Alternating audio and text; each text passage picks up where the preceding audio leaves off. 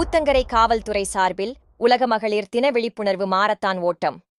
கிருஷ்ணகிரி மாவட்டம் ஊத்தங்கரையில் உலக மகளிர் தினத்தை முன்னிட்டு பெண்களின் பாதுகாப்பை உறுதி செய்யும் விதமாக ஊத்தங்கரை உட்கோட்ட காவல்துறை சார்பில் விழிப்புணர்வு மாரத்தான் ஓட்டம் இன்று நடைபெற்றது. நிகழ்ச்சிக்கு ஊத்தங்கரை சார்பு நீதிபதி முகமது அலி தலைமை வகித்து கொடியசைத்து துவக்கி வைத்தார். குற்றவியல் நடுவர் சஹானா, மாவட்ட உரிமையியல் நீதிபதி அமரானந்த், ஊத்தங்கரை டி.எஸ்.பி. சீனிவாசன், அதியமான் கல்வி நிறுவனங்களின் நிறுவனர் சீனி திருமால் முருகன் ஆகியோர் முன்னிலை வகித்தனர். மராத்தான் ஓட்டம் ஊத்தங்கரை வட்டார வளர்ச்சி அலுவலகம் எதிரே தொடங்கி முக்கிய சாலை மற்றும் வீதி வழியாக பேரூராட்சி மண்டபத்திற்கு சென்றனர்.